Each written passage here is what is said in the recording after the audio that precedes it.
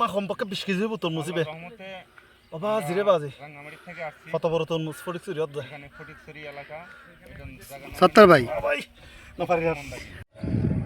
বিশাল বড় একটা তরমুজ ক্ষেত আপনারা দেখতে পাচ্ছেন।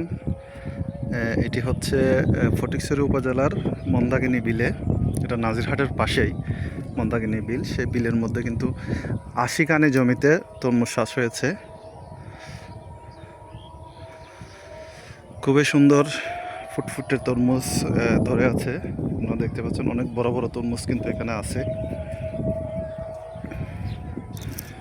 যারা এখানে তরমুজ চাষ করেছেন তারা কিন্তু রাঙ্গামাটির লংগদু থেকে তারা এখানে এসেছে এবং এখানে এসে তারা তরমুজ চাষ করছে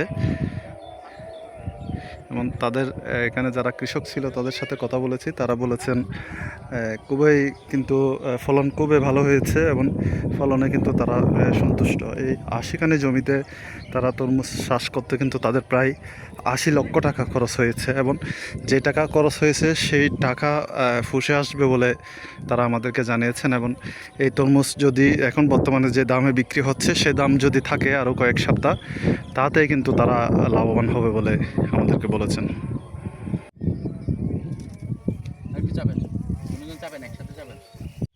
তরমুজের গ্যারান্টি পাচ্ছে, আর যদি শিকড়টা কাঁচা থাকে তাহলে বোঝা যাবে এটা তরমুজটা কাঁচা আছে। এই থেকে আপনারা বুঝেন না? হ্যাঁ, এটাকে ডিগ পাতা বলে। হ্যাঁ, এটাকে ডিগ পাতা বলে আর কি। নাজিরহাটের পুরাতন ব্রিজ পার হয়ে সোয়াবিল ইউনিয়নের দিকে যাওয়ার পথে কিন্তু ব্রিকফিলের মধ্যখান দিয়ে যে সড়কটি গেছে মন্দাকিনীর দিকে, সেই সড়ক দিয়ে যেতে হবে। সেই সড়ক দিয়ে গেলে কিন্তু সামনে গেলে এই বিলটা পাওয়া যাবে এবং এই বিলের মধ্যে কিন্তু 80 কানি জমিতে এরা কিন্তু 7 পরিবার রয়েছে যারা কৃষক, তারা 7 পরিবার মিলে কিন্তু এই চাষটি করেছে। মোটামুটি বর্তমানে আল্লাহর রহমতে ভালো আছে, খেত আল্লাহর রহমতে।